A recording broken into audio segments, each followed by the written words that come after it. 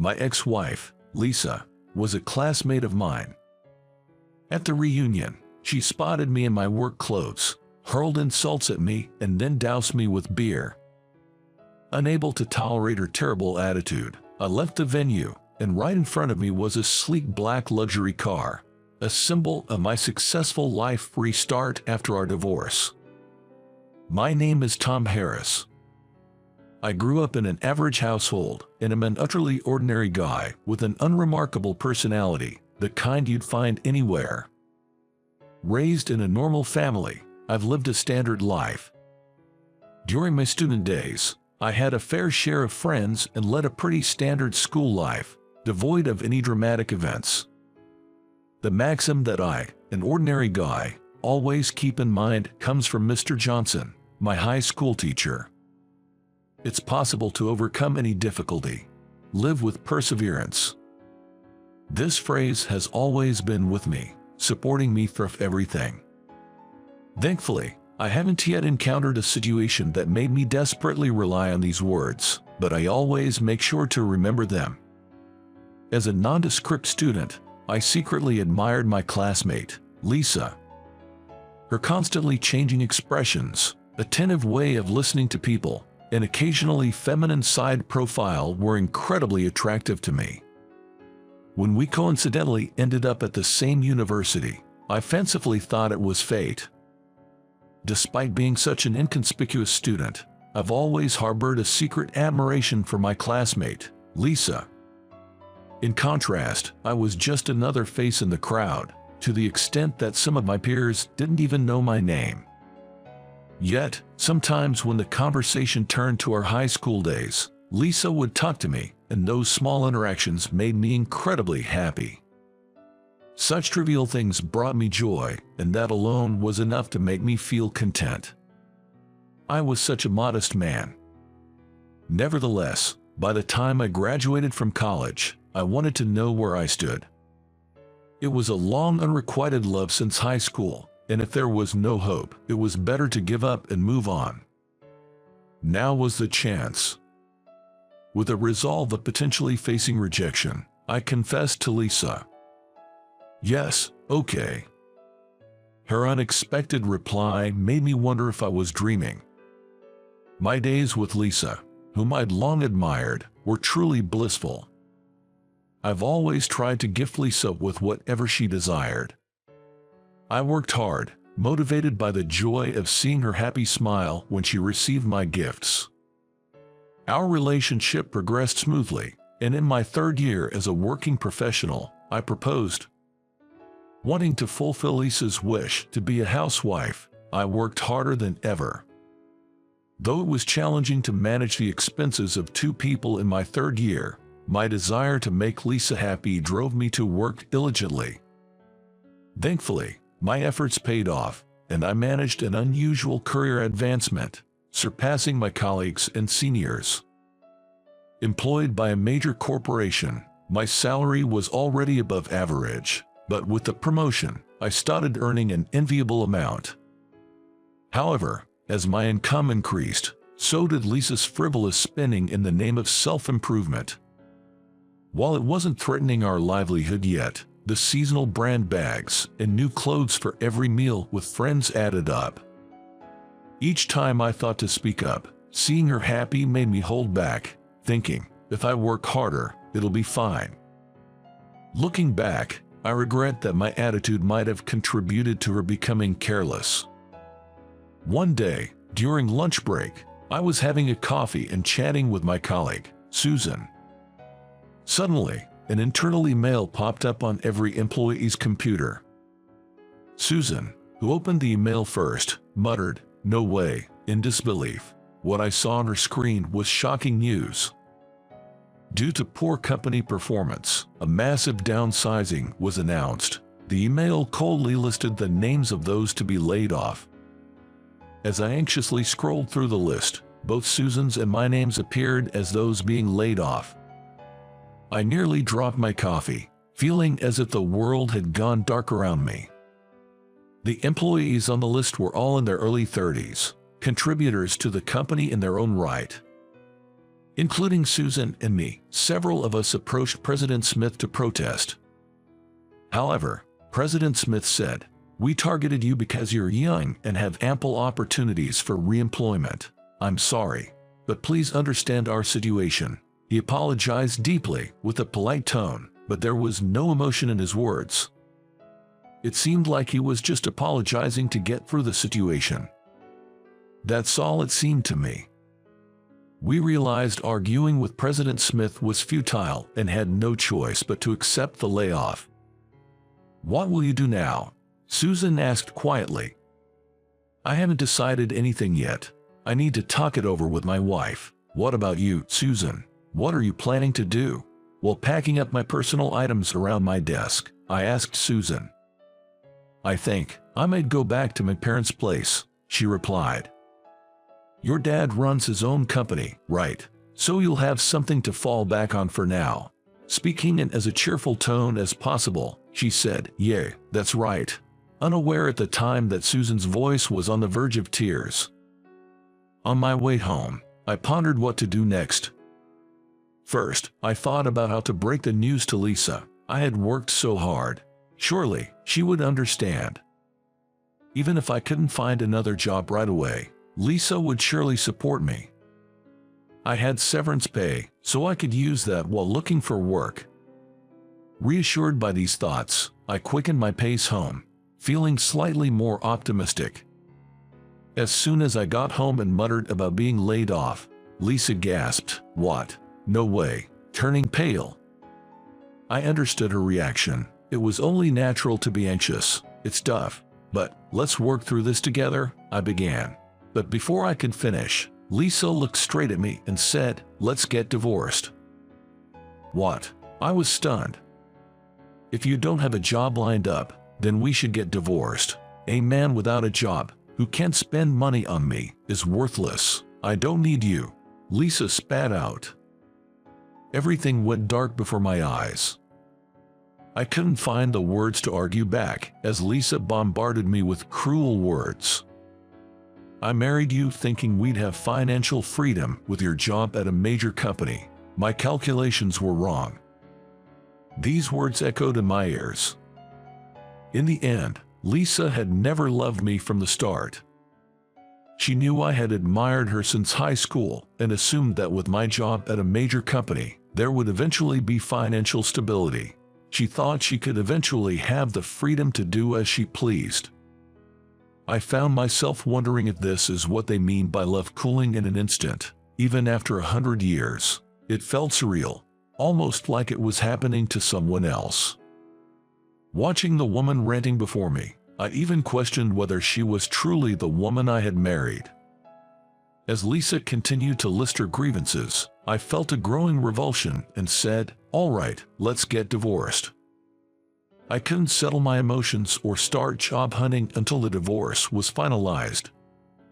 Finally divorced, I began searching for work in earnest. Though I knew it was a tough job market, I hadn't expected it to be this hard to find work, given my smooth career until then. Initially, I looked for jobs where I could use the skills I had developed in my previous role, but nothing came up. Despite having some savings, the urgency to find a new job soon began to set in. As my applications were repeatedly rejected, I realized I couldn't be choosy and started applying for jobs in fields where I had no experience. Although I believed I had average physical strength, I wasn't part of an athletic club, so I still tried to avoid jobs that required heavy labor. However, I ended up interviewing for some labor-intensive roles, and one company's president, Mr. Williams, was very kind. He listened intently to my story of being laid off. "It'll be tough at first, but we'll support you fully. Why don't you work with us?" he offered. By then, I was ready to accept any job offer. The job was mainly office work, but being a construction company, it involved some physical labor. Nobody blamed me for being less strong or slower than others, and I was grateful for everyone's support. I wasn't repaying a favor, but I used my skills to the fullest, making improvements within the company. Thanks to that, I gained trust from Mr. Williams and my colleagues. I felt truly fortunate to have joined this company. Just as I was getting comfortable with my job, I received a notice for a high school reunion. Unpleasant memories resurfaced. I didn't want to see Lisa's face again. But I did want to see Mr. Johnson, my former teacher. After some thought, I decided to attend the reunion. I was getting ready to leave when an unexpected work call came in. Without hesitation, I quickly changed into my work clothes and headed to the job site. It took longer than expected, and by the time I arrived at the reunion, it had already started. I had brought a change of clothes but decided to go in my work attire. Greeting familiar faces, I looked for Mr. Johnson but learned he was hospitalized. If Mr. Johnson isn't here, there's no point in staying. Maybe I should leave early, I thought. Just then, I heard a voice I didn't want to hear, cooing, "Oh, isn't that Tom?" It was Lisa, who had become even more flamboyant, or rather, more vulgar, than before. Beside her stood Ethan, rumored to be a fast-tracked elite. Watching Lisa look up at Ethan with a flirtatious gaze, I instantly knew he was her next mark, and Ethan didn't seem to mind. Lisa, dressed to the nines in luxury brands, and Ethan, in his elite-looking suit, glanced over me from head to toe and burst into laughter, clearly mocking my attire and work clothes. They were mocking me for wearing work clothes. "What's the matter? Is that the only outfit you have for such a grand reunion?" Just as one would expect from a man who got laid off for being incompetent, Lisa said, with a vulgar laugh. "Really, Tom, have some pride, even if you're laid off. Walking around like this. It's just embarrassing to think we went to school with someone at rock bottom," Ethan added with a smirk. Just as I thought Ethan and Lisa were nodding in agreement, Lisa suddenly poured the beer she was holding over my head. "Ah, that outfit suits you just right, you loser," she exclaimed. "Why don't you just leave? You are ruining the vibe here. I don't have time to mingle with poor folks," he said disdainfully, as both of them looked down on me with contempt. It seemed they didn't even notice how everyone around us was taken aback by their behavior. They probably thought I felt out of place in my work clothes. Pitying them, and not wanting to spoil the atmosphere for others, I decided to leave. "I get it, I'll leave," I said and headed for the door. The classmates around me chimed in, "You don't have to leave. You should stay longer since you've come all this way. And don't worry about those two." I didn't want to spend another moment in the presence of those two, standing in the center of the venue with their smug smiles and arms crossed, looking at me. I told my friends I'd catch up with you guys later and opened the door to leave. That's when a sleek, black luxury car pulled up. The appearance of a luxury car outside the restaurant caused quite a stir inside. Naturally, Lisa and Ethan made their way through the crowd, eager to get the best view of the car. Calculating as ever, Lisa was eager to find out who the car belonged to. Then, the chauffeur stepped out and said, "President Harris, your car is ready," saying politely.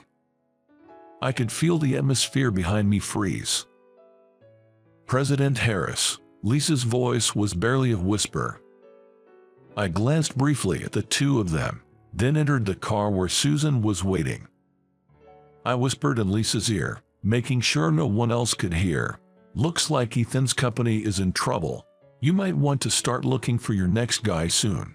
Then I slipped past the motionless Lisa and got into the car. "Hi, how was your day?" Susan greeted me with a smile as I climbed into the car. "It was okay." I let out a sigh, relaxing my shoulders as I answered. In fact, my new job turned out to be at Susan's family's company, by sheer coincidence. Which meant that the kind Mr. Williams, who had been so supportive, was actually Susan's father. He had appreciated my earnestness and diligence and had made me vice president. Susan and I had confessed our feelings for each other, We found comfort and ease in our shared history, and before I knew it, we were a couple.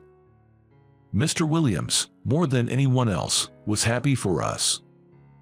Susan and I were even planning our wedding soon. I had learned about Ethan's company during my business dealings. Although it was a major company, there were persistent rumors of financial irregularities, and it seemed an investigation was imminent. Whether or not the rumors were true, a company with such a reputation wasn't a good business partner. It was clear that Ethan was heading into rough waters. As I looked out the window, I thought about who Lisa would latch onto next, remembering her scornful laughter. "They'll be fine," Susan assured me. "People like that always find a way to survive." I had to agree with her. Soon, we arrived at the hospital where Mr. Johnson was staying. He greeted me warmly, a bit frailer but with the same kind smile. "Wow, Tom, you've got a real man's look now." He grinned at me with a cheerful smile. "Mr. Johnson, I've always held on to the words you told me back then. I've followed your teachings, and now, I'm truly happy in both my personal and professional life. Thank you so much."